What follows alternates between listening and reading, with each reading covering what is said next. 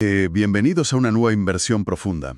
Hoy nos adentramos en algo que, bueno, es la anatomía pura y dura de los proyectos de inversión. Hola, encantada de estar aquí para desgranar todo esto. El placer es mío. Em, y lo vamos a hacer aplicando la lupa de forma muy estricta a un mundo que, fíjate, desde fuera parece todo lujo, relax, vacaciones perfectas, Sí, totalmente. pero que por dentro es una maquinaria financiera implacable, y me refiero al sector de la hotelería. A ver, es que es un contraste fascinante, porque desde fuera la hotelería es esa copa de bienvenida, las sábanas de hilo egipcio de 800 hilos, un servicio impecable que parece fluir, no sé, por arte de magia. Como si no costara esfuerzo. Claro, exacto, pero detrás de cada pequeño detalle que experimenta el huésped en el lobby de ese hotel, hay meses o incluso años de análisis de viabilidad, proyecciones de flujos de caja y decisiones monumentales sobre dónde colocar el capital para, básicamente, no ir a la quiebra. Y para entender cómo funciona esa sala de máquinas, el análisis de hoy tiene una misión muy clara. Tenemos sobre la mesa un texto fundamental sobre proyectos de inversión hotelera y un capítulo académico muy denso sobre la elaboración de estos proyectos. Muy, muy denso. Sí, tela. Así que vamos a extraer la esencia, el núcleo absoluto de las finanzas corporativas, para que quienes nos escuchan puedan entender perfectamente cómo se toman esas decisiones millonarias en un gran resort. Eso es. Y lo más importante, traducir los balances contables, las fórmulas y toda esa jerga financiera a la realidad del día a día. Nada de teoría abstracta. No, no, vamos a hablar de colchones, de piscinas cerradas, de bares en la azotea. Porque los conceptos de contabilidad, aunque parezcan fríos en una hoja de cálculo, determinan si una cadena hotelera se convierte en un referente mundial. O si termina cerrando sus puertas ahogada por las deudas en un par de temporadas. Exactamente. Cada euro que se gasta en ese edificio tiene que tener una justificación impecable. Vale, vamos a desglosar esto desde el principio. El primer gran bloque temático que estructura cualquier análisis financiero serio parte de un concepto que resulta hasta poético. Poético y doloroso a veces. Totalmente. Hablamos de la inversión. Y la inversión en su esencia más pura, según los textos, se define como un sacrificio. Un sacrificio presente, sí. Es una renuncia explícita a una satisfacción ahora mismo, con la esperanza de obtener un beneficio futuro que compense con creces esa renuncia. Esa palabra, sacrificio, engloba perfectamente la tensión de los negocios. A ver, en términos estrictamente contables, realizar una inversión implica un movimiento en el balance. Ya sabes, una subida de activos, una bajada de pasivos. La mecánica de siempre. Claro, la partida doble. Pero la idea filosófica y operativa es que hay que sufrir financieramente hoy para tener la oportunidad de ganar mañana. Pues pongamos un escenario hotelero para que nuestra audiencia visualice ese sufrimiento. Imaginemos un resort de gran lujo en la costa que toma una decisión drástica. Cierran su espectacular piscina principal durante 3 meses. Madre mía. Y justo en la antesala de la temporada alta. Todo para hacer una remodelación total y convertirla en un complejo de aguas termales espectacular. Eso operativamente es una pesadilla. Una pesadilla, claro. El sacrificio aquí es doble. Por un lado, está la inmensa salida de caja para pagar a los arquitectos, las excavadoras, los contratistas. Un dineral en efectivo. Exacto. Pero por otro lado, están las quejas de los clientes, las cancelaciones de reservas cuando se enteran de las obras, el ruido de los taladros, las compensaciones que la gente de recepción va a tener que regalar para calmar los ánimos. Es un estrés monumental para toda la organización. Y ahí, justo ahí, es donde entra la frialdad de la evaluación del proyecto. El hotel no somete a su personal y a sus cuentas a ese estrés por una simple cuestión estética. No es porque al director le apetezca cambiar el azulejo. Para nada. El cálculo financiero dicta que, gracias a tener esas instalaciones de superlujo en el futuro, con cabañas privadas, tratamientos termales, tecnología a punta, gracias a eso, el hotel va a poder subir su tarifa media por noche de forma agresiva. Tarifas mucho más altas durante los próximos 10 o 15 años. Eso es. Ese incremento sostenido en la facturación futura es el único motivo que justifica tragar polvo, aguantar ruido y perder dinero durante esos 3 meses de obra. Es la recompensa del sacrificio. Claro. Si el beneficio futuro descontado no supera el sacrificio presente, la obra simplemente no se hace, se cancela el proyecto. Y esto nos lleva a una distinción vital que suele generar muchísima confusión, incluso dentro de los propios comités de dirección. Me refiero al arte de separar estrictamente la decisión de inversión de la decisión de financiación. Uf, el gran caballo de batalla. Porque para alguien de marketing o de operaciones, invertir dinero y financiar un proyecto suenan prácticamente a lo mismo. Ambas cosas implican que hay dinero moviéndose por el banco. Suenan parecido, pero mezclar ambas cosas en el análisis inicial es el camino más rápido hacia un desastre corporativo. La regla de oro, basada de nuevo en la contabilidad pura, traza una línea roja inquebrantable. A ver, explícanos esa línea roja. Muy sencillo. La inversión es única y exclusivamente el uso o la aplicación que se le da a los fondos. Es el destino del dinero. La financiación, por el contrario, es el origen de esos fondos. ¿De dónde sacamos el dinero? Exacto. ¿De dónde sale para poder acometer esa inversión? Son las dos caras de una misma moneda, ¿sí? Pero la evaluación exige aislarlas por completo. Aterricemos esto en las habitaciones del hotel, para quienes nos escuchan. Supongamos que la dirección decide que es hora de renovar el descanso de los huéspedes. Hay que comprar 50 colchones premium de última generación. Perfecto. El acto de adquirir esos 50 colchones de alta gama es la inversión pura. En el balance de situación del hotel, esto representa un aumento directo de sus activos. Bien, tenemos más bienes. Claro. Ahora la empresa posee 50 bienes físicos de gran valor que van a generar confort y, por lo tanto, justificar el precio de la habitación. Esa es la aplicación de los fondos, la inversión. Pero claro, esos colchones cuestan una pequeña fortuna y el proveedor exige que le paguemos. Si el hotel va a su banco habitual y pide un crédito comercial a 3 años para pagar esa factura enorme, Pues ese crédito es la financiación. Contablemente, los pasivos del hotel aumentan. Ahora hay una deuda con el banco. lógico. Y aquí está la gran trampa en la que caen muchos analistas principiantes. Intentan evaluar si la compra de los colchones es buena idea, restándole inmediatamente los intereses que le van a pagar al banco por ese préstamo. Mezclan el colchón con el tipo de interés. Exactamente. Y eso es un error fatal.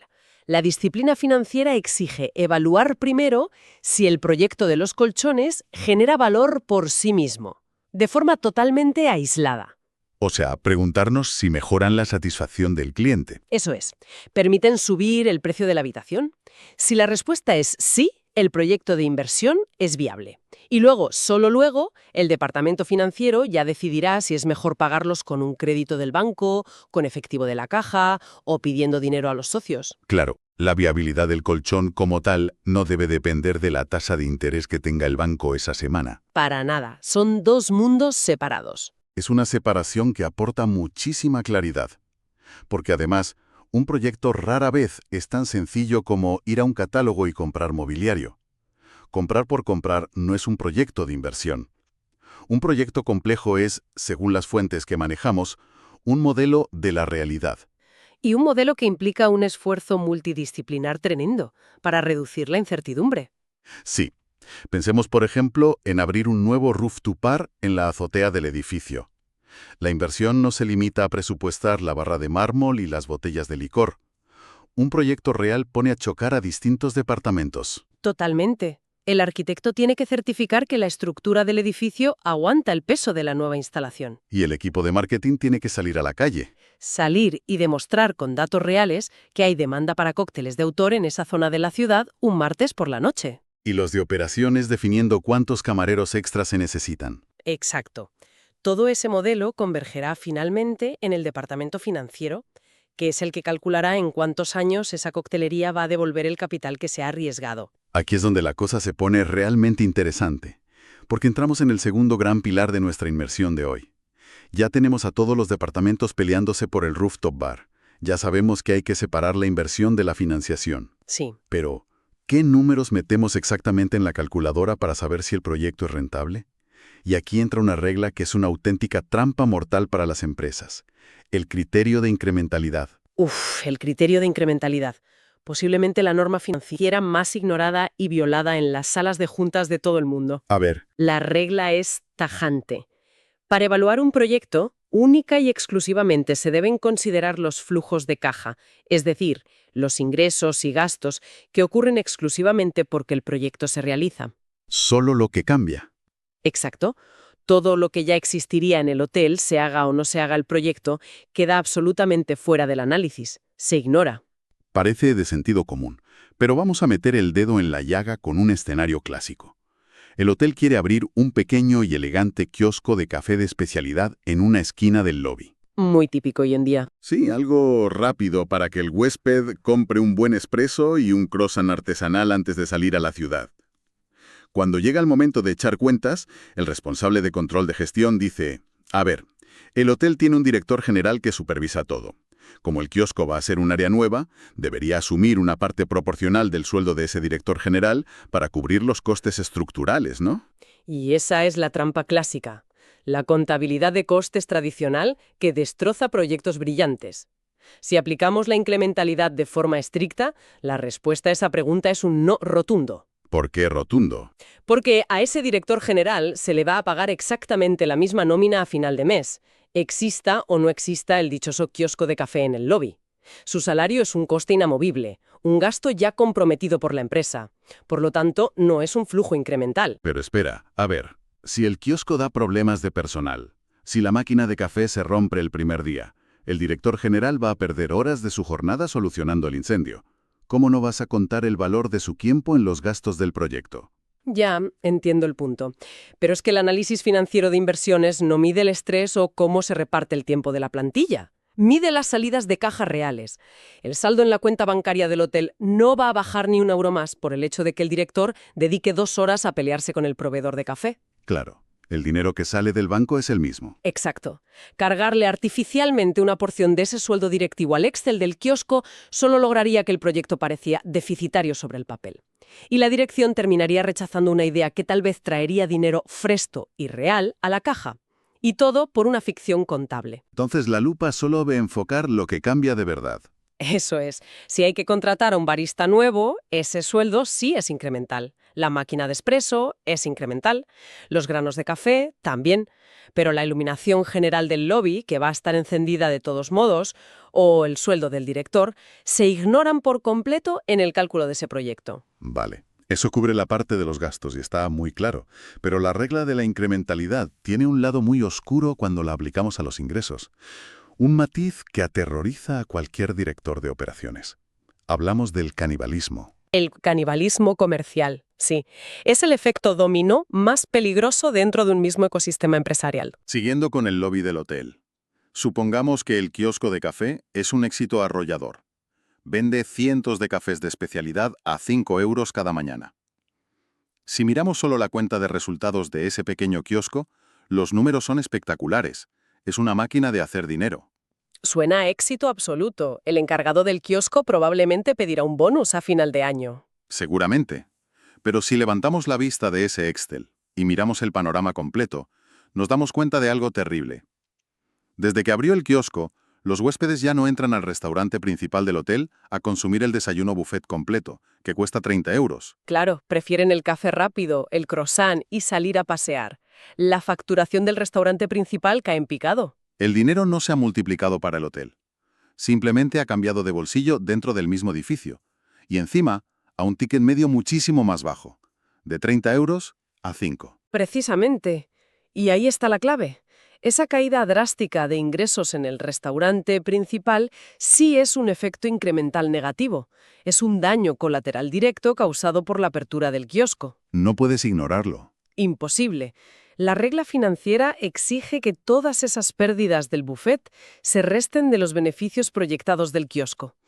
El proyecto del café debe ser tan extraordinariamente rentable que sea capaz de absorber ese daño causado al restaurante y aún así seguir dando números positivos para el hotel en su conjunto. ¡Wow! ¿Y si no lo logra? Si no lo logra, el proyecto es destructivo. Estás canibalizando tu propio negocio de alto margen. Es un suicidio financiero encubierto. Es un filtro implacable para cualquier idea nueva. Un proyecto que parece brillante de forma aislada puede ser un parásito para la empresa matriz.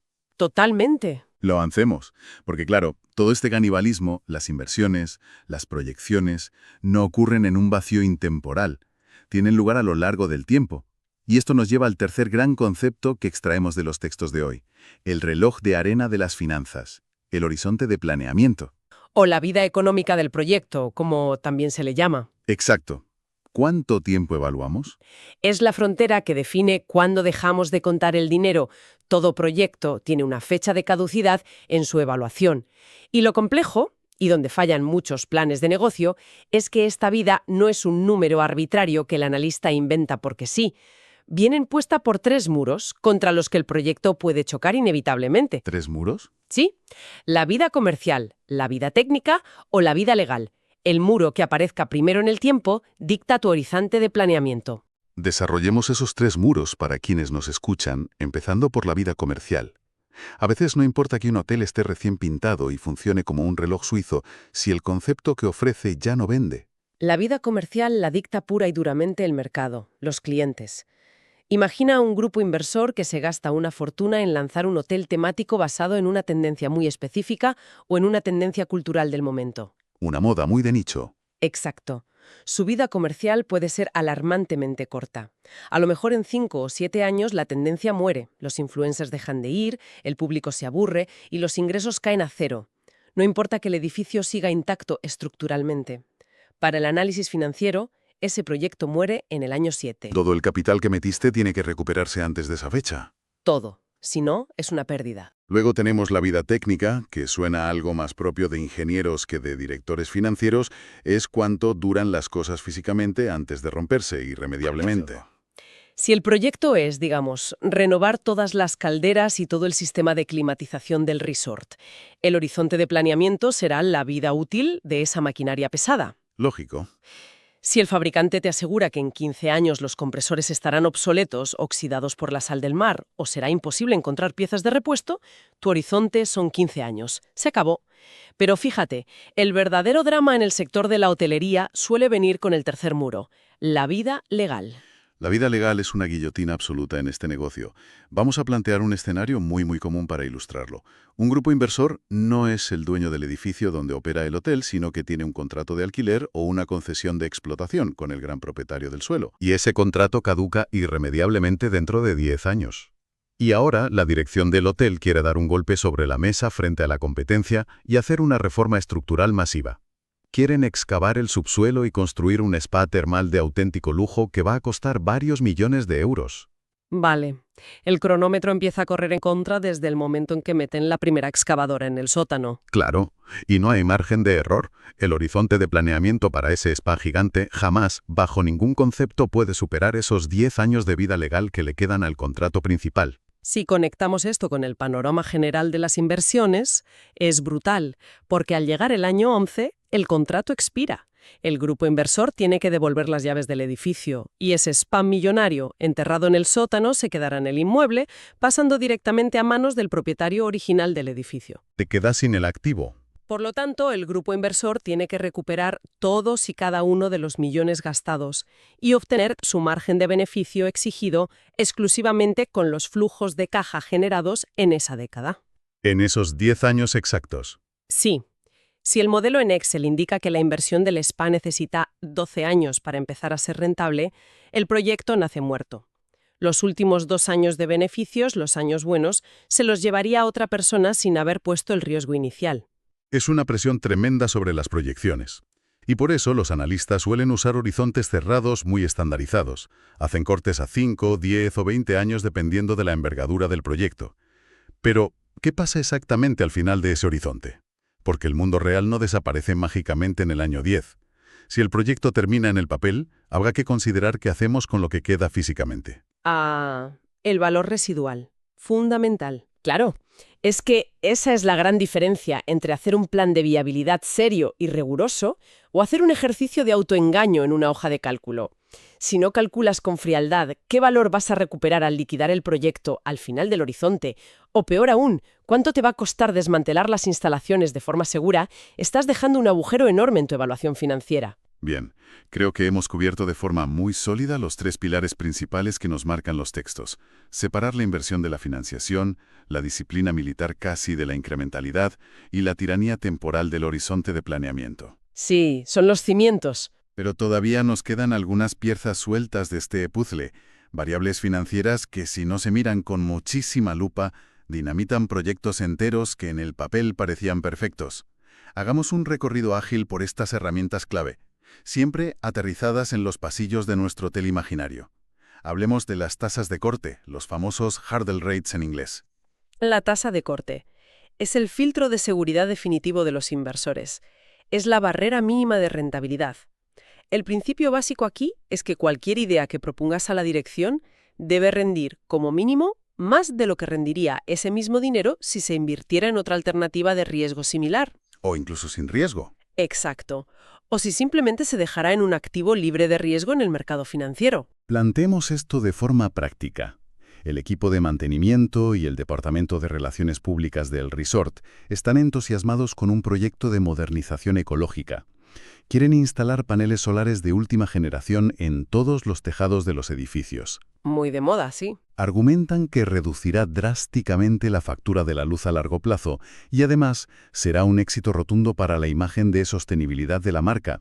Según sus cálculos detallados, la inversión inicial se recuperaría generando un ahorro equivalente a una rentabilidad del 4% anual para el hotel. Suena razonable, los números son positivos. Pero el director financiero lo veta en el acto. 0 paneles. ¿Por qué? Pues porque el director financiero tiene un ojo puesto en el hotel y el otro puesto en el mercado exterior. Imagina que el fondo de inversión dueño del hotel tiene la opción real de coger esos mismos millones que costarían los paneles solares y meterlos en bonos del Estado o en un fondo garantizado que le ofrece un 8% anual de rentabilidad fija. Y sin mover un solo dedo. Un 8% garantizado. Ese 8% se convierte automáticamente en su tasa de corte, su listón mínimo para empezar a hablar. ¿Por qué iba el dueño a asumir el tremendo riesgo operativo de instalar paneles, rezar para que no haya averías graves con las tormentas, lidiar con los costes de mantenimiento y depender de los días de sol para ganar un magro 4%? Cuando el mercado le da el doble sin riesgo. Exactamente. Le da el doble sin ningún riesgo comercial. El proyecto ecológico, por muy bonito que sea para el marketing, fracasa financieramente porque no supera la tasa de corte. Clarísimo. Otro contraste fundamental en las altas finanzas hoteleras es la eterna batalla entre el CAPEX, que es la inversión inicial en bienes de capital, y el famoso capital de trabajo. Ambos devoran la liquidez de la empresa, pero se comportan de forma radicalmente distinta. Muy distinta. El CAPEX es fácil de visualizar. Es el ladrillo. Es construir el rascacielos, comprar las 500 camas, instalar los ascensores panorámicos. Es el gasto pesado que haces antes de cortar la cinta inaugural. Pero la trampa mortal, el verdadero asesino silencioso de los proyectos, suele estar en el capital de trabajo, ¿verdad? Sin duda. El capital de trabajo es la causa número 1 de infartos en la apertura de nuevos hoteles. Tú puedes tener el CAPEX perfectamente financiado, un edificio precioso, reluciente, con las mejores camas. Y aún así, ir directamente a la quiebra el día 30 del primer mes. ¿Por qué ocurre eso? Porque el capital de trabajo es la sangre operativa del negocio. Es el dinero en efectivo constante y sonante que necesitas tener inmovilizado para que la maquinaria del hotel funcione día a día. Y esto es vital. Necesitas ese dinero mucho antes de que los huéspedes empiecen a pagar sus facturas de forma estable y constante. El escenario clásico para entender esto es el de la bodega de vinos, ¿no? Un hotel de gran lujo no puede abrir sus puertas y decirle a un cliente VIP que pide un vino de la carta que no hay stock. Exactamente. Sería un desastre de relaciones públicas. La bodega de un restaurante con estrella Michelin, por ejemplo, operando dentro de ese hotel, necesita tener almacenadas miles de botellas de alta gama desde el día 1. Y algunas se quedan ahí envejeciendo durante meses o años. Claro, pero ya las has pagado. Ahí está. Ese inventario masivo representa cientos de miles de euros que el hotel ya le ha pagado a los proveedores franceses o españoles. Pero esos euros están literalmente atrapados en el sótano, acumulando polvo, hasta que un cliente se digne a descorchar una botella y pagar por ella. Ese dinero inmovilizado y silencioso es el capital de trabajo. Y lo mismo aplica a los almacenes de limpieza. Por supuesto. Almacenes llenos de miles de litros de jabón, toallas de repuesto, sábanas limpias en rotación para lavandería. Todo eso hay que comprarlo por adelantado. Y sobre todo, la nómina más dura, el personal. Hay que pagar los sueldos desde antes de abrir. Hay que pagar a los recepcionistas, a los cocineros y al personal de limpieza desde el día 1, aunque la ocupación del hotel durante el primer mes de apertura sea solo de un desastroso 20%. Muchos proyectos fracasan estrepitosamente porque calculan el coste del ladrillo a la perfección. El CAPEX lo clavan, pero se olvidan de inyectar los millones necesarios en liquidez para mantener la operativa viva durante el difícil arranque comercial. Se quedan sin oxígeno financiero antes de empezar a respirar. Literalmente. Y para cerrar este recorrido técnico tan exhaustivo, nos falta un invitado muy peculiar en los balances de los hoteles. Un concepto que suele volver completamente locos a los directores no financieros porque parece una especie de truco de magia contable. Hablamos de las amortizaciones o los cargos no erogables, los famosos gastos fantasma. Gastos fantasma. Me gusta esa definición. Son la demostración palpable de que la caja del banco y la cuenta de resultados de un negocio habitan en dimensiones diferentes. Una amortización es básicamente el reconocimiento puramente contable de que tus activos pierden valor con el tiempo. Es registrar el desgaste de las cosas. Vale, el edificio del hotel envejece, las tuberías de los baños sufren cal, el mobiliario de las habitaciones se deteriora con el uso constante de miles de huéspedes al año. El hotel registra oficialmente en sus libros que ha perdido, digamos, $500,000 este año por ese desgaste general de la infraestructura. Correcto. Pero la realidad física es que nadie en el hotel ha abierto la caja fuerte para sacar $500,000 en billetes. El saldo en la cuenta del banco no se ha movido por esa supuesta pérdida contable. Entonces, si no hay una salida de caja real, si no hay que firmar un cheque para pagarle a nadie ese desgaste, ¿por qué los directores financieros están tan absolutamente obsesionados con calcular perfectamente las amortizaciones cada año? Pues por el premio mayor que te llevas al final del ejercicio fiscal. El escudo fiscal. ¿El escudo fiscal? Eso es. La autoridad tributaria, Hacienda, reconoce que ese desgaste de las tuberías y las camas es un coste real inherente a tu negocio, aunque no haya salido dinero de tu banco hoy mismo. Al permitirte registrar esa enorme amortización como un gasto formal en tus cuentas, lo que estás haciendo legalmente es reducir drásticamente el beneficio neto oficial del hotel sobre el papel. Tu beneficio parece menor. Exacto. Tu base imponible baja de forma masiva frente al Estado. Y como la base imponible declarada es menor, el porcentaje de dinero real que le tienes que pagar a Hacienda, en concepto de impuestos sobre sociedades, se reduce proporcionalmente. Pagar menos impuestos de forma legal. Totalmente. La amortización es un gasto contable sin salida de efectivo que genera un ahorro de caja absolutamente real a la hora de pagar tus impuestos a final de año.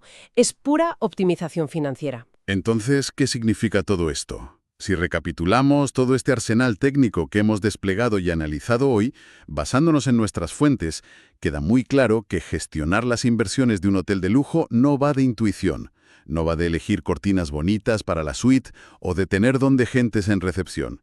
Va de una disciplina de hierro. Una disciplina matemática. Significa aislar fríamente la decisión de en qué invertimos, de cómo pedimos prestado el dinero al banco. Significa tener la sangre fría de aplicar la incrementalidad a rajatabla, ignorando los costes hundidos o los sueldos fijos por muy grandes que sean, y aceptando la dura realidad de que un kiosco de café exitoso puede destruir tu propio restaurante estrella por puro canibalismo comercial. Sí.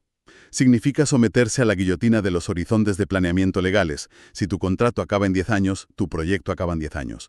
Y por supuesto, no olvidar jamás que sin capital de trabajo, sin liquidez, el hotel más bonito del mundo no puede pagar la luz ni las nóminas del primer mes de apertura. Esto plantea una pregunta importante y nos demuestra que la teoría de decisiones corporativas no es un castigo académico diseñado para frustrar a estudiantes de negocios. Son herramientas de supervivencia crítica en el mundo real. En un mercado hotelero hipercompetitivo, donde los márgenes a veces se defienden céntimo a céntimo, dominar la diferencia entre el CAPEX inicial, entender el poder de retención de efectivo del escudo fiscal de una amortización o respetar religiosamente tu tasa de corte frente al mercado libre de riesgo, todo eso es lo que separa a una empresa que genera riqueza real a largo plazo de una que se descapitaliza lentamente sin entender muy bien por qué. Todo encaja en un modelo racional muy estricto. Una idea provocativa sobre la que pensar por su cuenta tras cerrar el análisis. Las fuentes y la ortodoxia financiera clásica, a la hora de evaluar proyectos inmobiliarios o grandes complejos hoteleros, suelen extender sus modelos temporales más allá de los 20 años. Aplican fórmulas matemáticas complejas para calcular flujos de caja a lo que denominan perpetuidad. Asumen de forma teórica que el modelo de negocio actual operará de forma constante, lineal y predecible hacia el futuro infinito. La famosa perpetuidad. Exacto, pero claro, si hoy, en pleno siglo XXI, miramos por la ventana de cualquier hotel, Vemos un sector turístico sujeto a disrupciones brutales y rapidísimas. Tenemos inteligencias artificiales que alteran las dinámicas de precios en la ciudad en milisegundos. Tenemos plataformas de alojamiento descentralizadas que cambian las reglas del juego. Pandemias globales que paralizan el 100% del tráfico aéreo mundial en cuestión de días. Y cambios culturales relámpago en lo que las nuevas generaciones consideran que es el lujo. El panorama cambia a una velocidad de vértigo, desde luego. Entonces, ante este nivel de volatilidad extrema en el mundo, ¿sigue teniendo algún sentido práctico calcular rentabilidades hoteleras a perpetuidad?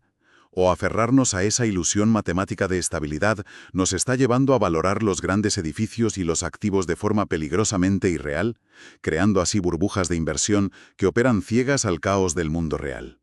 Es una pregunta incómoda, fascinante y muy necesaria para plantearse tras la inversión de hoy. Nos despedimos aquí. Sigan cuestionando los modelos, sigan analizando los datos y nos encontramos en nuestra próxima exploración a fondo.